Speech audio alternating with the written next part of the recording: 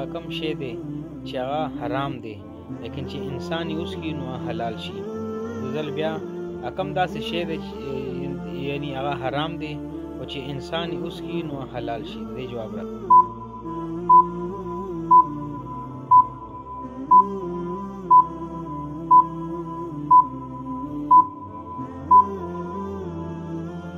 دوستانو سوال دا و چې کم داسې شی دی چې هغه حرام دی او چې انسان یې وڅښي نو حلال شي.